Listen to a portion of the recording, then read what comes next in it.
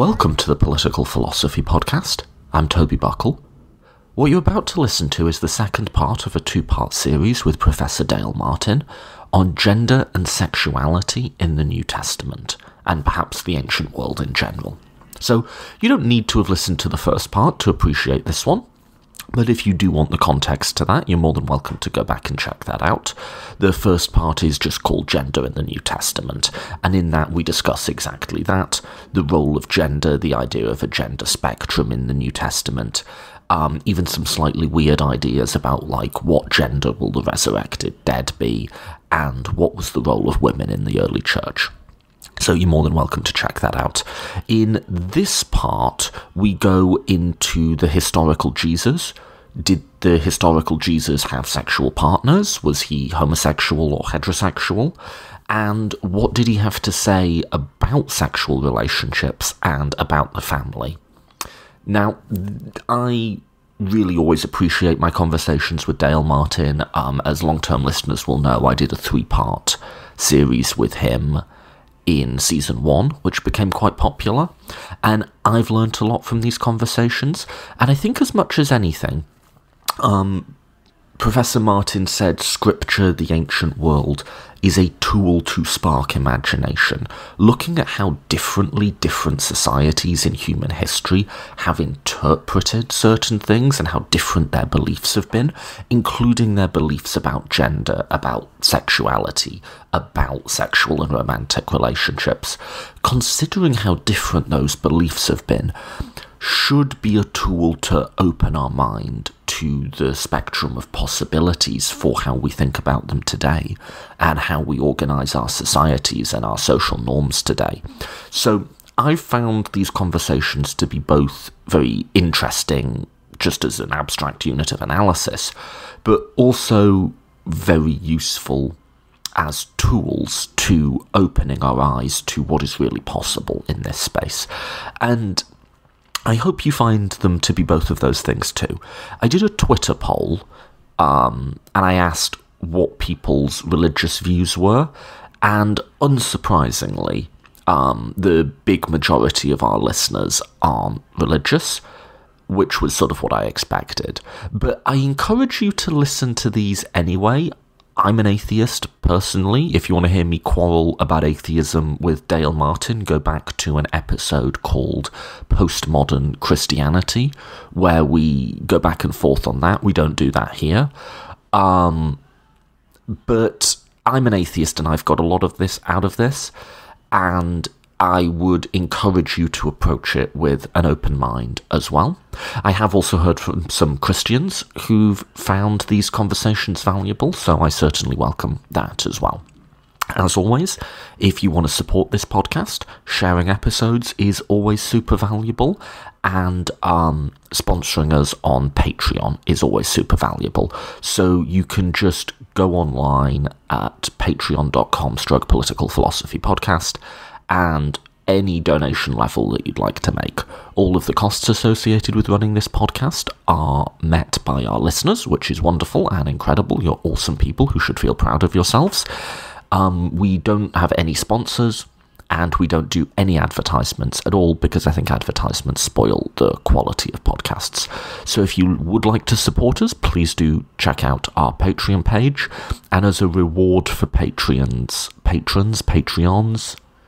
I'm not quite sure what the noun is there.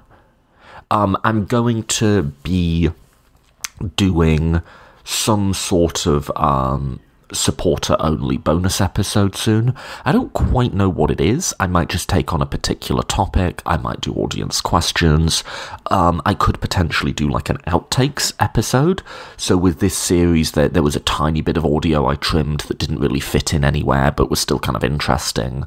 So if you are sponsoring the show, why not shoot me an email or something and let me know what you'd like to see as a bonus episode, because I'm going to try doing one of them in the next month or so. So let me know what you'd like. As always, big thank you to people who share and sponsor. Let's get straight on with it and get straight into part 2 of this series. This is Jesus, Sex and the Family with Dale Martin.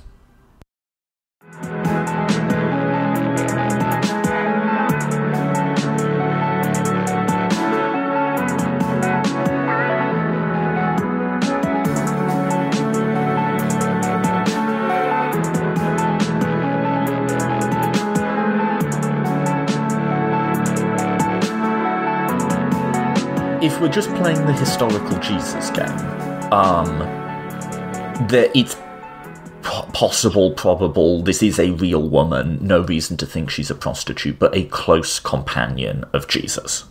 I think so. I don't think there's any question but that there was a historical Mary Magdalene, and she was a member of the inner circle of Jesus's disciples. But that doesn't mean that she was an apostle. Right. And identifying her with the beloved disciple and identifying the beloved disciple with John, son of Zebedee, which is what tradition has done, that's just not historically defensible. You have to be more careful about your history. So, but I don't think there's any question, for example, that Mary, the mother of Jesus, at least after Jesus' death, became a super important central figure in the church in Jerusalem, because there's just too many texts that indicate that. But it's also important that the earliest surviving list of people who saw Jesus after his death, that is, had a resurrection appearance, is Paul, 1 Corinthians 15. And this is a list that he obviously inherited from people before him. So this may be a list of witnesses to Jesus' resurrection that goes all the way back to 34 or 35, 4 or 5 years after the death of Jesus, and the women aren't mentioned. Mary Magdalene's not on that list. So, and that's the list we have. So, and I don't think you can say that this is Paul's prejudice, because he's giving a list that he obviously has been handed at some point, and Mary Magdalene is not mentioned. So, what does that say? Do we then doubt all 4 Gospels, which all have Mary playing a central role in the post-resurrection narratives?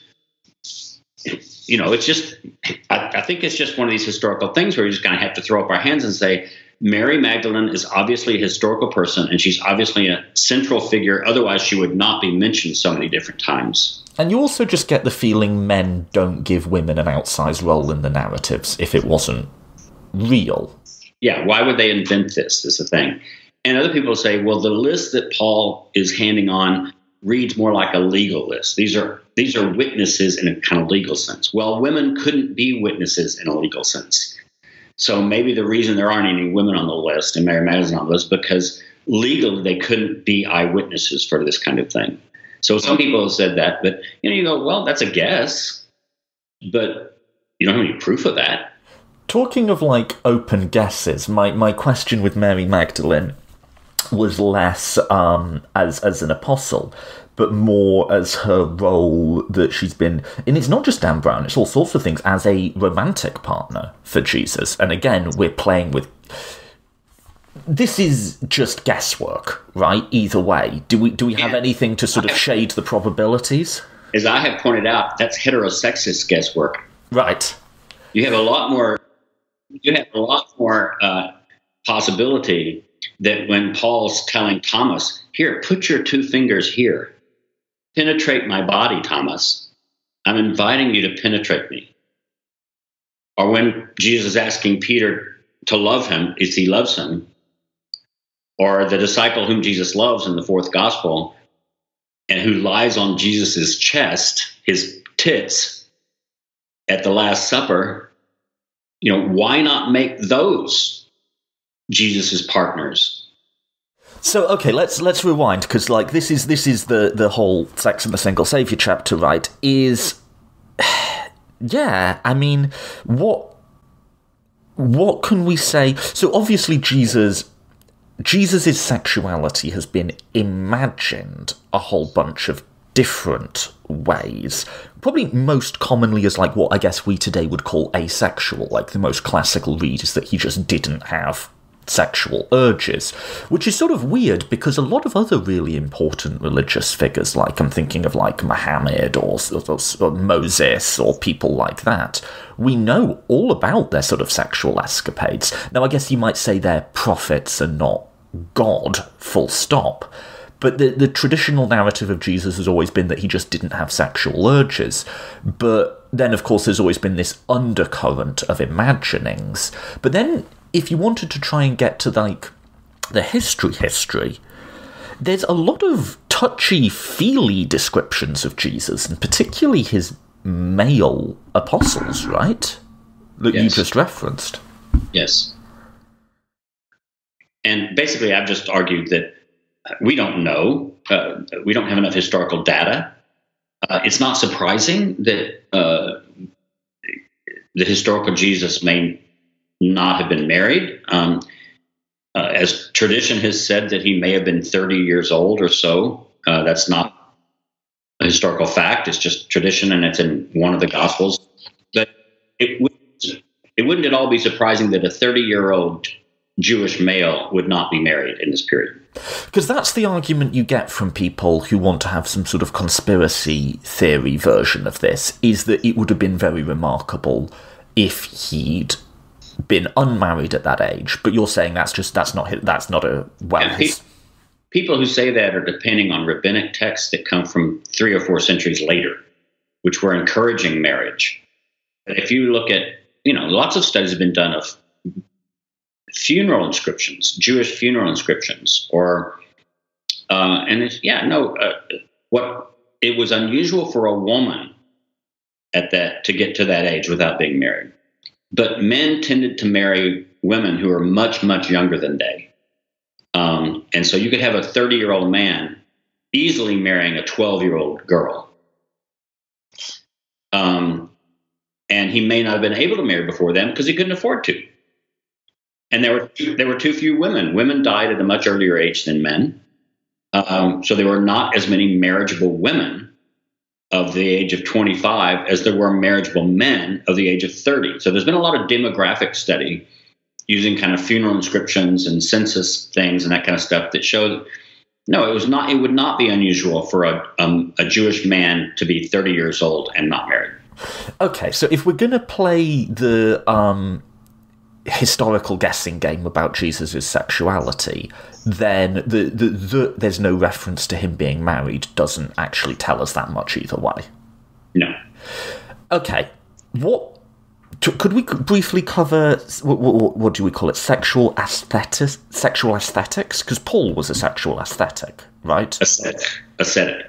Okay, because this doesn't really exist so much in the modern world. What is this? Well, it's coming back. I don't know if you've been seeing that, but there's a publishing industry about the new celibacy,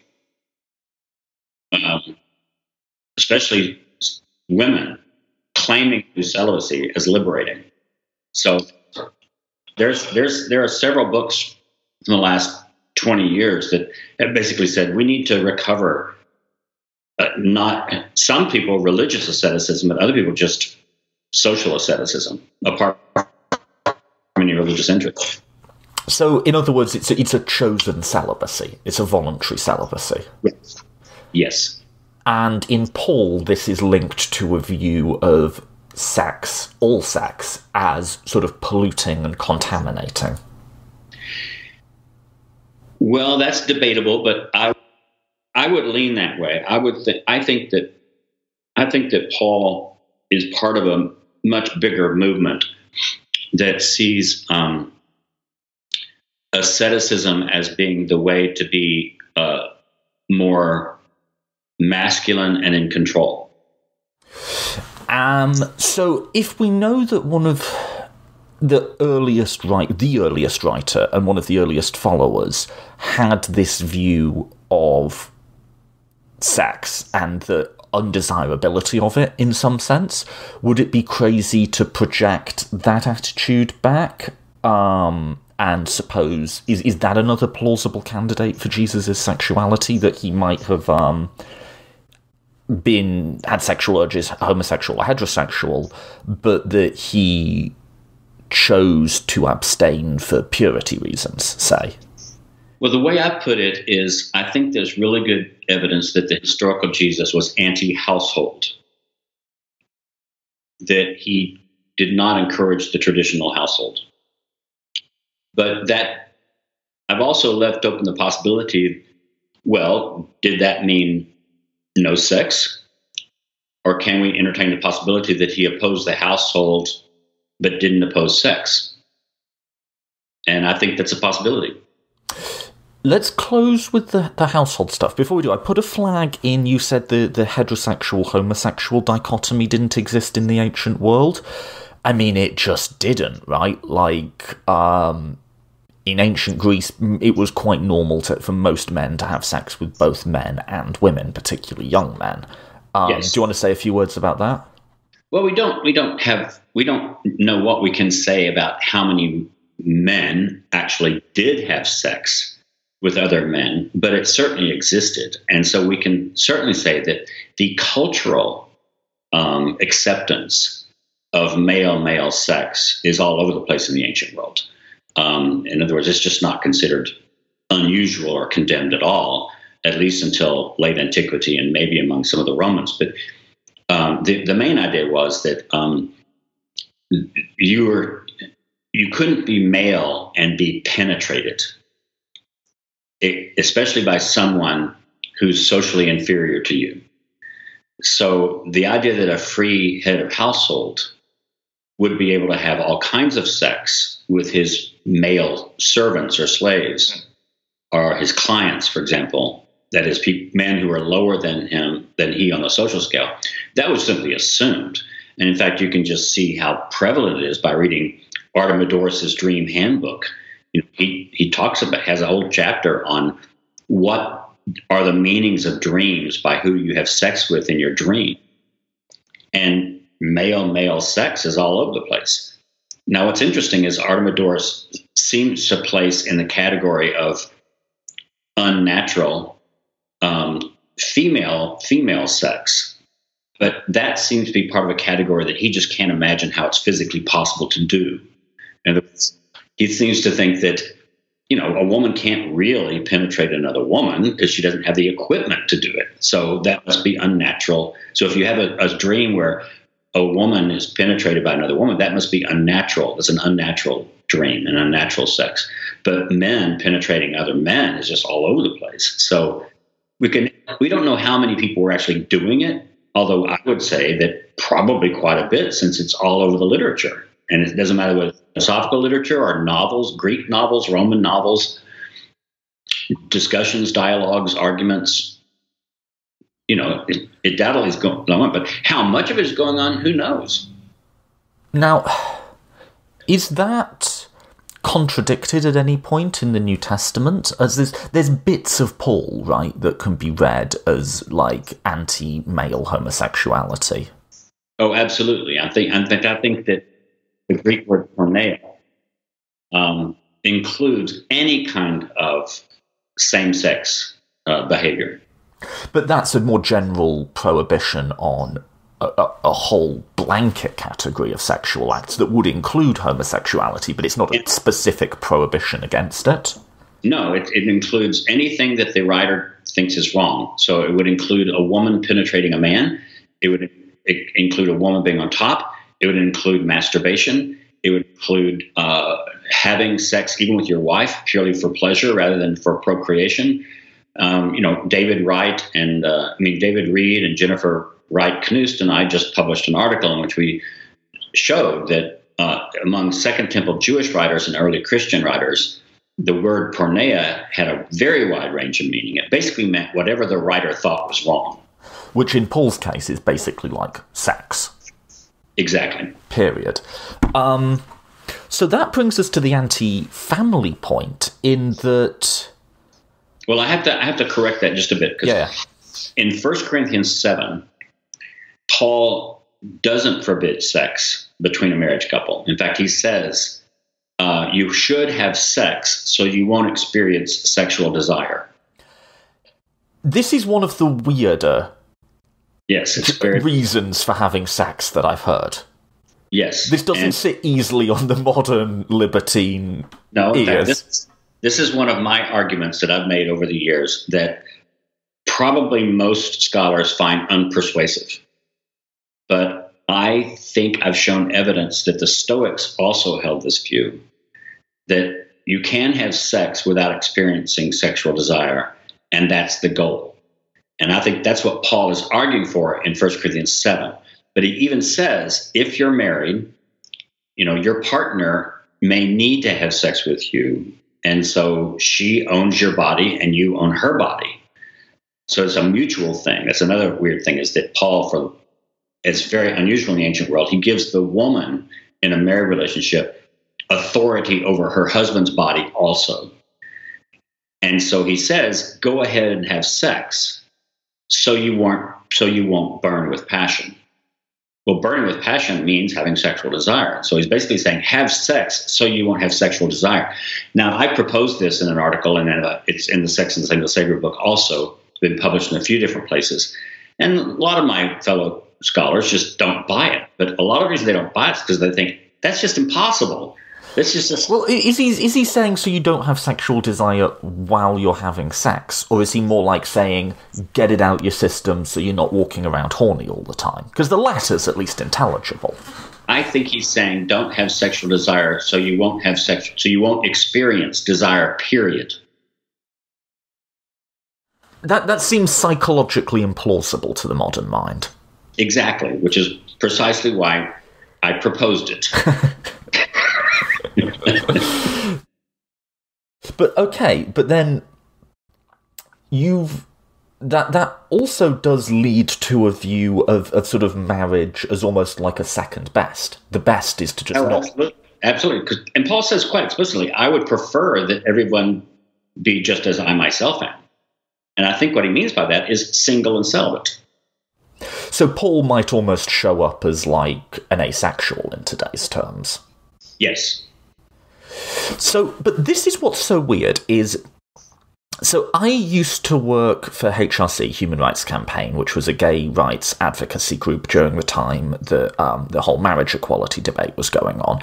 And when you talked to religious people, they were often very nice about it, but unfailingly, the argument was always rooted in marriage, right? As if this was this central teaching of the New Testament, and I didn't know much about the New Testament at the time, and my argument just was always church-state separation. You can believe that personally, that's fine, but that shouldn't inform public policy. But actually, now that I've done your course and I've read your books, I've spent some time with the New Testament a bit, it's not just that marriage isn't a central concern of the New Testament writers. It's almost looked down upon by many of them, particularly Paul, right? Yes. In fact, I can recommend another book that I worked with the author to revise his dissertation from Toronto, and the book was published by Yale University Press. The author is David Wheeler Reed, who wrote the Pornea article with me and Jenny Knust. And unfortunately, I'm having trouble remembering the title. But he had written a dissertation in which he tried to, make the whole thing about Christianity anti-marriage. And I said, you don't need to prove what people are actually doing. But I say, why don't you need to write a book that starts off with the Augustan marriage legislation, which encourages marriage, encourages the household, encourages childbearing, and study the ideology of that whole pro-household thing. And then turn to Jesus and Paul and a few other authors of the New Testament and early Christianity to show there's a very different ideology, an anti-household, anti-marriage ideology that grows up in Christianity. But the problem is, even in the New Testament, you get these two ideologies battling each other. So that Jesus and Paul look like they're anti-household. But then Colossians, Ephesians, 1st and 2nd Timothy, Titus, they're very pro-household. They're encouraging they're encouraging childbearing. They're encouraging the household. So I say, don't try to make it seem that the pagans were doing one thing and the Christians were doing something else. Because this battle between these two ideologies occurs also in early Christianity, even in the New Testament itself. So we have to see these as two different battling ideologies of the household and sex and marriage. This is so weird, because it's like, okay, a lot of the stuff we've covered is very weird and very counterintuitive to the modern mind. But then, if the historical Jesus had views similar to Paul, which were sort of against sex and marriage in general, that would also be quite weird and radical by the standards of the time, right? Not compared to the standards of our time, because but to their time. No, to their time, asceticism was still a very important movement. Okay. In other words, Augustus is promoting the pro-marriage laws precisely because he's afraid that there are too many upper-class Roman men who are practicing asceticism. Oh, so this was in like the Greco-Roman world as well. It wasn't just like a Jewish thing. Yes. So Judaism and Christianity did not invent asceticism. This was proven many years ago by Michel Foucault in his History of Sexuality series of books, of which there are now 4. He kind of goes back and he uses Peter Brown, who's a patristic scholar. Peter Brown got to know Michel Foucault in California when they were both teaching together in Berkeley or something. And so Michel Foucault totally knows nothing about Christianity, really, but he is turned on to this idea that, wait a minute, Christianity did not invent asceticism. This was a live option in the Greco-Roman world also. So it was a sort of thing. It was like something that was recognized and known about. Yes. Christianity took it over from the wider world. Christianity didn't invent it.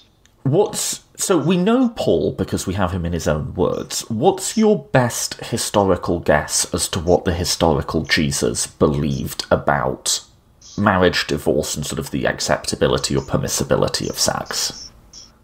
I think Jesus was opposed to the traditional household. What he believed about sex, I think, is up in the air. Right. He doesn't talk about it, but he has a lot to say about his disciples forsaking their households, even leaving their wives to follow him. So I've argued that Jesus' own movement, his own ministry, was an attempt to produce an eschatological, apocalyptic alternative to the traditional Mediterranean family. And I think you can piece that together from all 4 Gospels. And I think that's pretty provable that the historical Jesus, even when the gospel writer tries to kind of paper over some of that, you can feel a level of uncomfortability with the source material, right? Exactly. So one of my articles that is also included in the Sex and the Single Savior, as a republication, is how do you jive the idea that I think the historical Jesus forbade divorce in any form? Right. Divorce. Which again is an idea that the later writers are uncomfortable with, and they push it around a little bit. But I think the historical Jesus completely forbade divorce. So you would think that means that he's pro-family and pro. And I've tried to argue that no, it doesn't mean that. You can be, as we've seen many times, you can be against marriage, but also against divorce at the same time. We see this happening throughout history in different places. So I've argued that even though the historical Jesus forbids divorce, and the Jesus of both the Gospel of Matthew and the Gospel of Mark forbids divorce entirely, yet I don't think he encouraged marriage. I think he discouraged marriage, even to the point of asking his disciples to leave their wives. And what I've said is that, how could you have this? And one of the things I've said is, this seems totally ridiculous, but I've said, if you really want to destroy marriage forever, forbid divorce. Because no one would get married if they never thought divorce was an option. So it's the unworkability of the commandment is a feature, not a bug. That's the point of it. Yes, that's what I've suggested. But that's also, as you say, crazy. But I'm always arguing things that are counterintuitive. Right.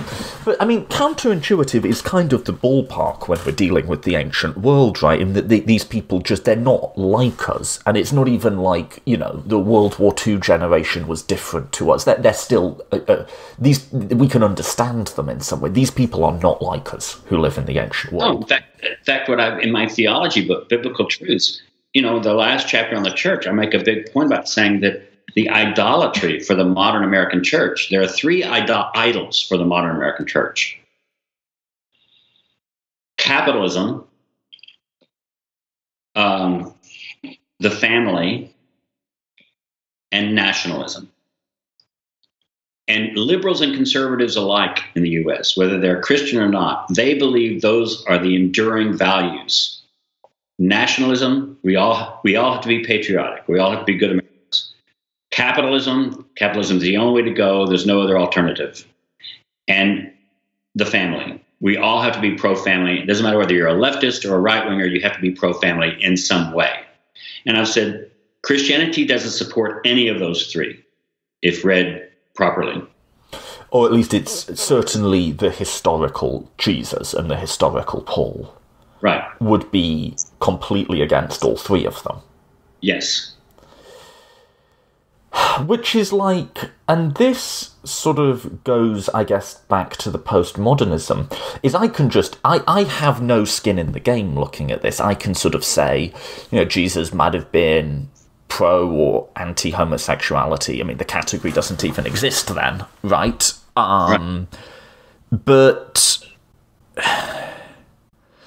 it must be weird to be inside of a tradition where almost everyone else inside of that tradition is holding views that you think are wrong, but also holding views that don't seem to have understood the foundational documents of that tradition at all. Right. And that was just a sentence, it wasn't a question. Right. That's my life. Does it not...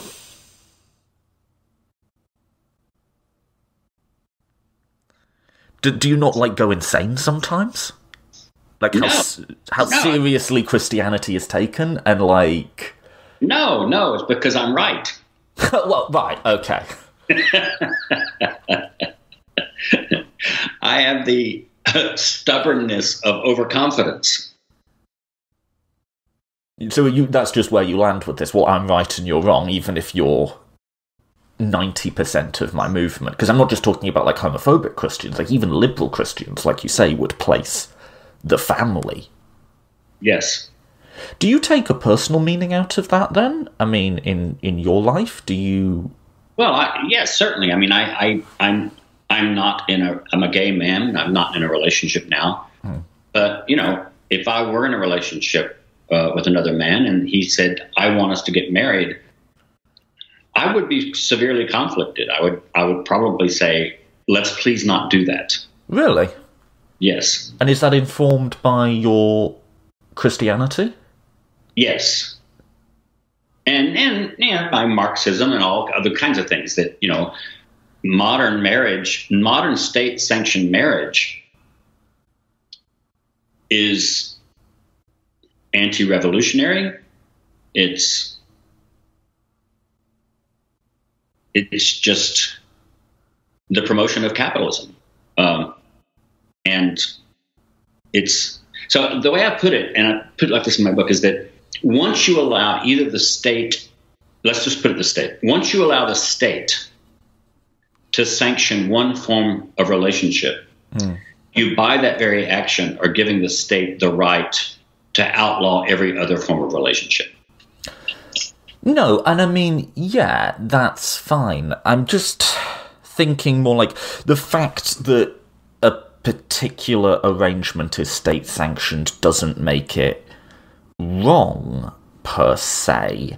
I mean, I have very conflicting feelings on this, because I am married, and I do find value in that.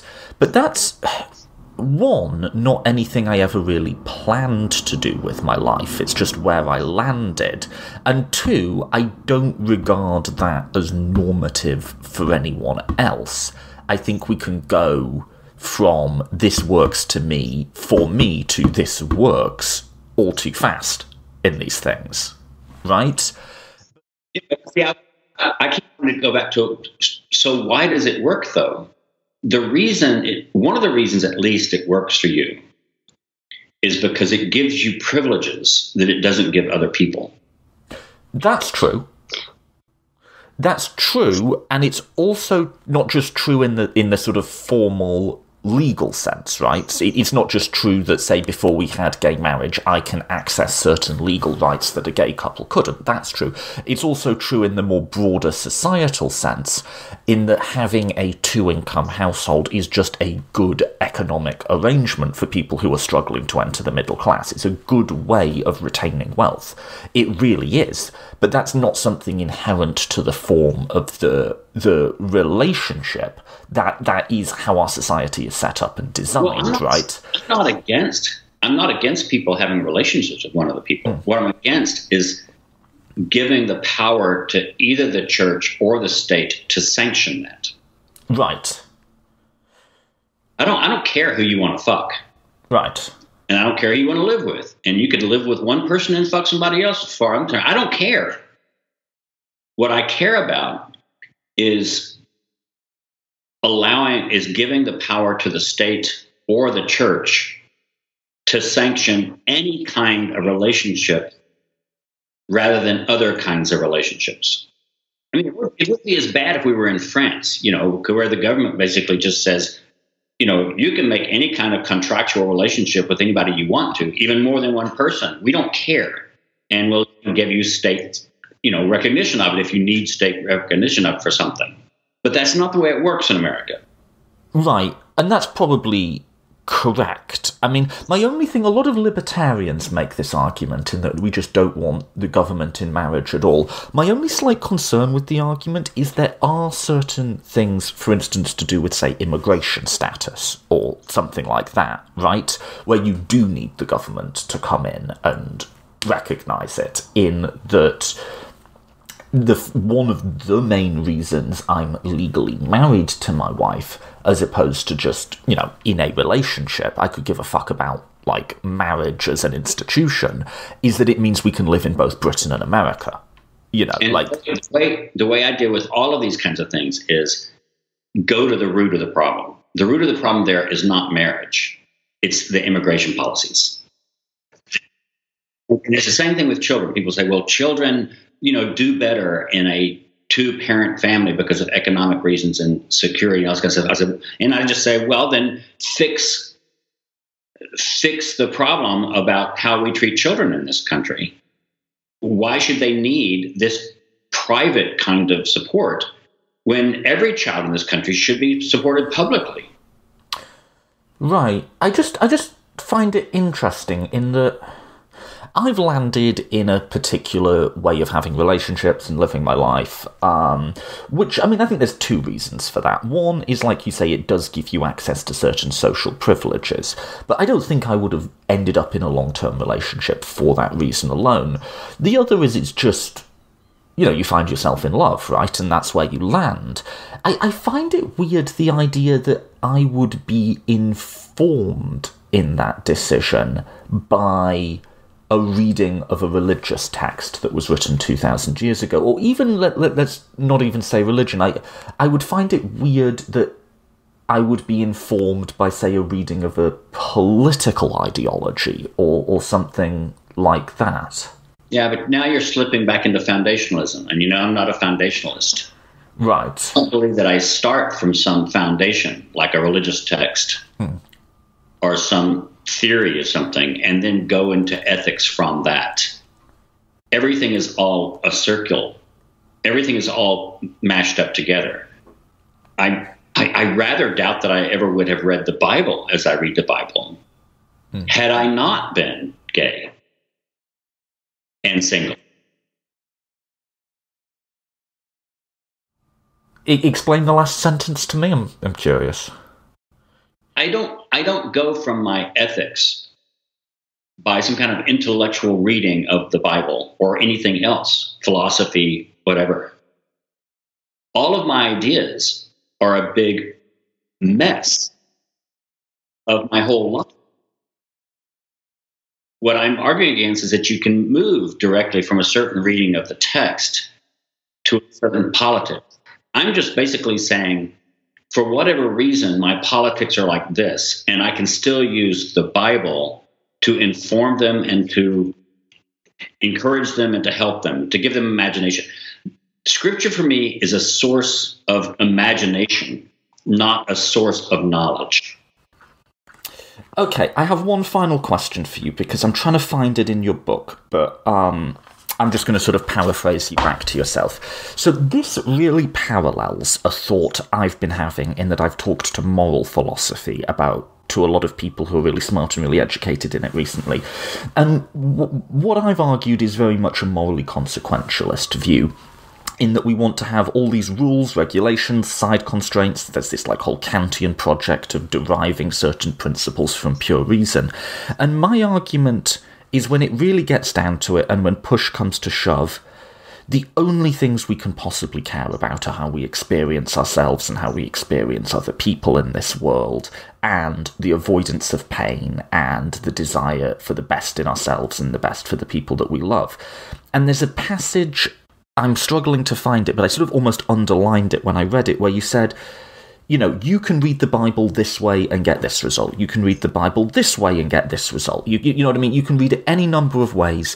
And you said this, the only ultimate test of the morality of a view is it loving?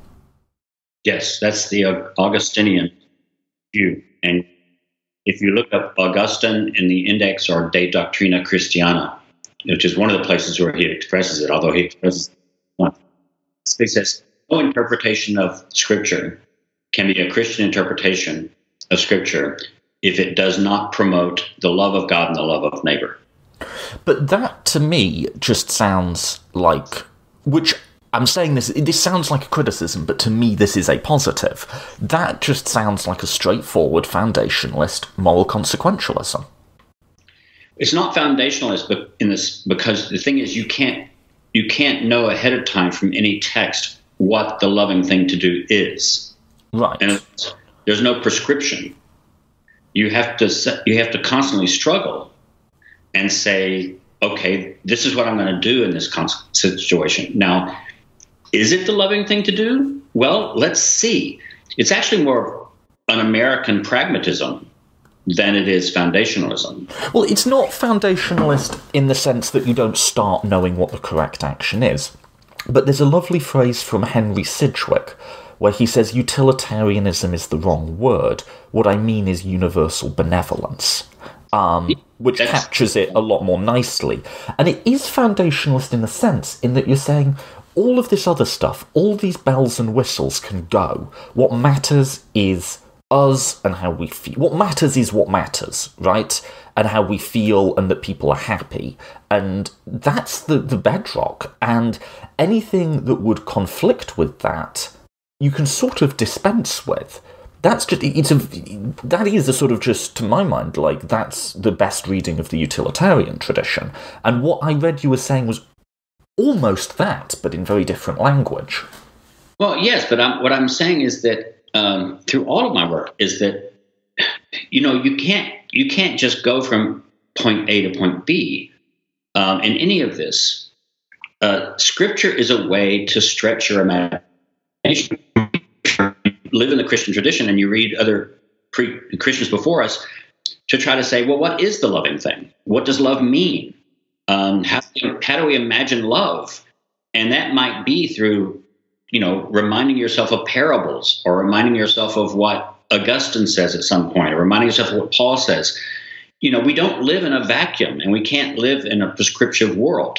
We don't live by prescriptions. We live by narratives. And you know, one of the things you kind of left out was that how you decide what the loving thing to do is you also, and this goes back to Alistair McIntyre's writings, or Stanley Hauerwas's writings, or a lot of people, you have to develop character.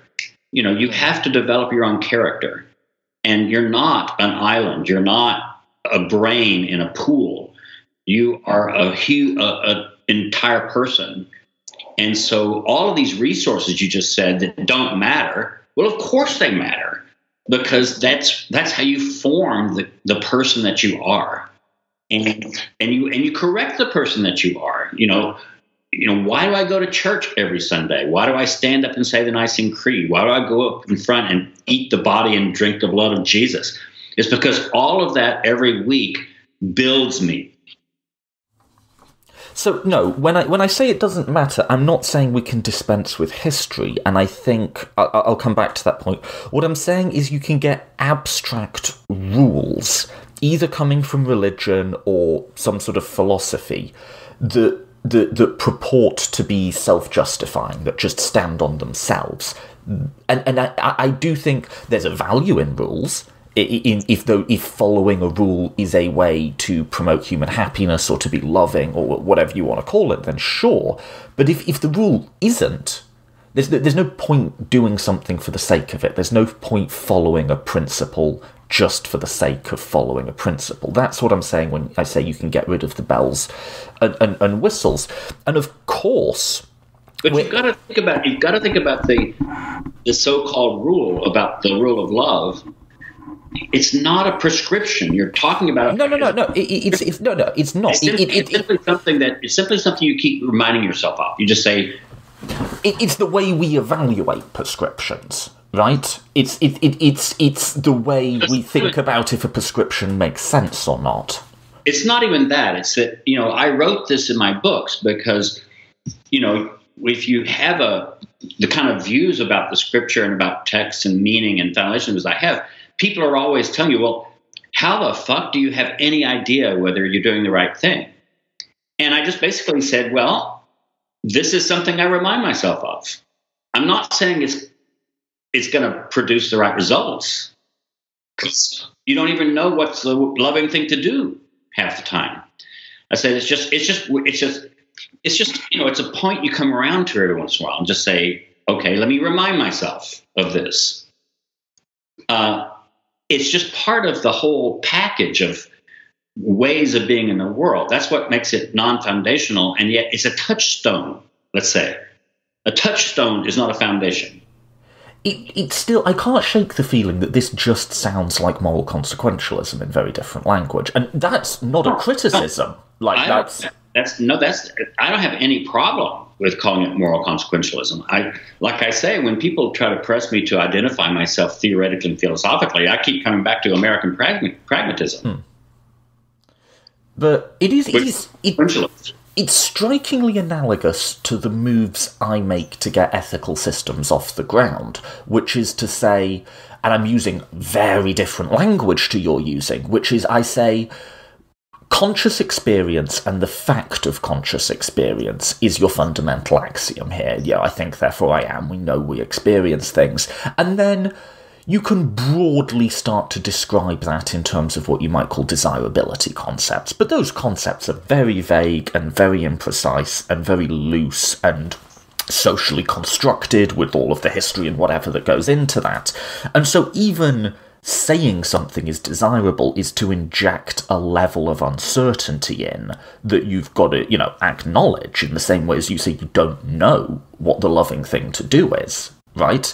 But that makes sense as a way to get off the ground, and I don't think anything else does. I don't think this is divine law makes sense, but I don't think this is an axiom of morality, call it human rights, or call it, whatever, that's just freestanding and self-justifying and discoverable. That doesn't make sense either. It's just people and our experience of each other, as flawed as imperfect as we are. But what's weird is you say that's not a foundationalist, not a starting point view, whereas philosophers would regard what I just said as very reductive and very foundationalist. Well, then I would just disagree, because everything you just said, I said, yeah, I could go along with that. I mean, I think foundationalism is a very specific epistemological position, and you can't throw the term around as if you believe anything, you're a foundationalist. That's not foundationalism. Right. Or if you have any ethical guidelines in your life, that's foundationalist. No, that's not foundationalism. Foundationalism is a very specific epistemological theory, and it doesn't describe what you just said. Right. Well, I guess maybe it's a term that means something different in theology and philosophy, possibly. No, even in philosophy, you were not using the term experience in a old-fashioned British empirical foundationalist sense. No. Now we can get down to real human experience, and then that will be our guide all the time. You are using the term experience in a much more fluid way. Right. That's what makes it non-foundationalist. Okay. It doesn't mean you throw out experience. We can't throw out experience. We can't throw out our eyes. We can't throw out our feelings. We can't throw out science. We can't throw out history. We can't throw out any of those things. Right. What's philosophical foundationalism is that there's some place where you can land on one of those experiences that doesn't have to be interpreted before it can be used. That's what foundationalism means.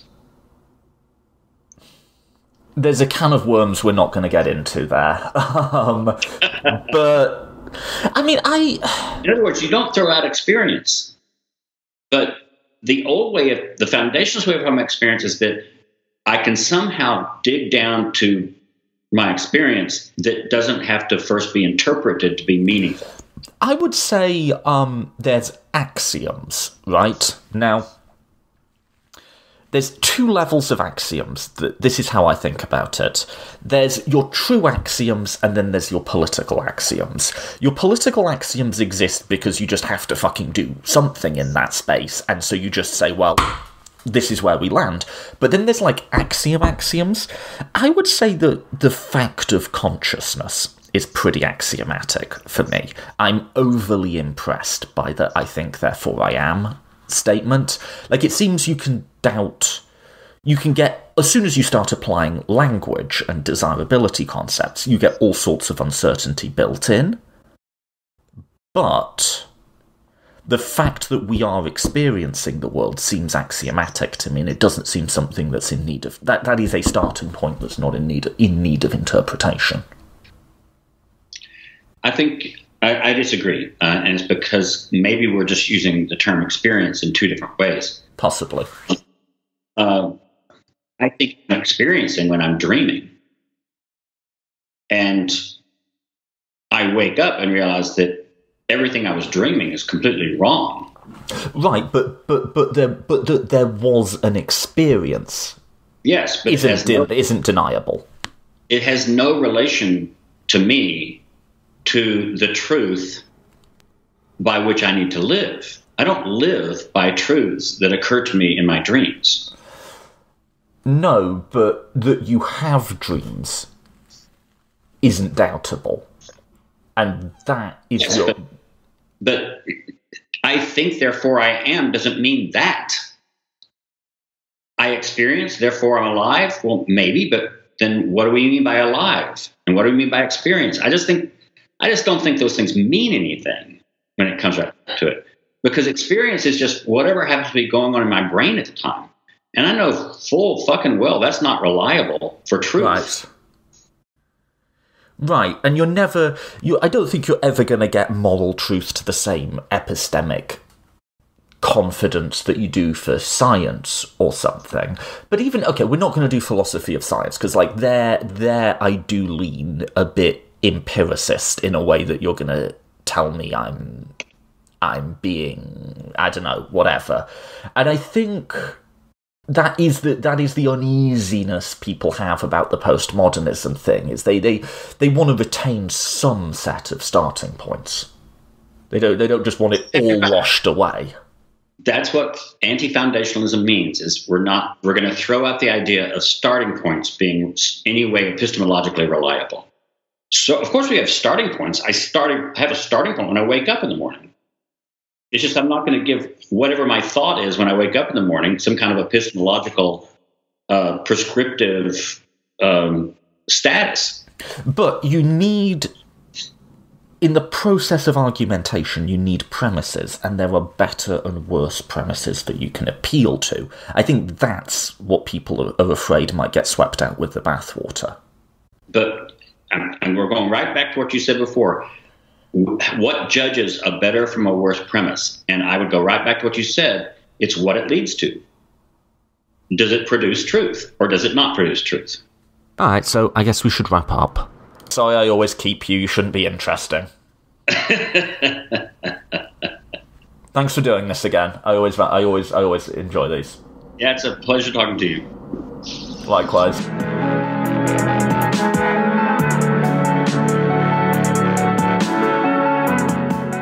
Thank you for listening to the Political Philosophy Podcast. Next week I'm going to try and get the finale, the final part of my libertarianism series done. So if you haven't seen that yet, at the request of the audience, although I might have produced something slightly longer than people had in mind, I did an editorial episode where it's just me, and I talked about the history, the ideological history, of the belief system that we now call libertarianism. And that kind of sprawled into a multi-part series that I've been getting out between the interviews. I'm going to try and have the final part of that done next week, and then I have some new interviews to announce. Stay posted to my Twitter and Facebook, and I usually announce interviews first there. So if you do want to follow me to get interview announcements, episodes as they're released, and I generally do some commentary, and I'm snarky on Twitter occasionally, you can follow me there. The links to all of that are on the website, politicalphilosophypodcast.com, politicalphilosophypodcast.com, so please do check that out. As always, big thank you to anyone who shares, and big thank you to anyone who sponsors on Patreon. Thank you so much. You're making the show possible to go out to thousands of people for free and ad-free. So you should feel good about yourselves. And yeah, I think that's it. Hopefully, I hope you'll come and join us again next week. Until then.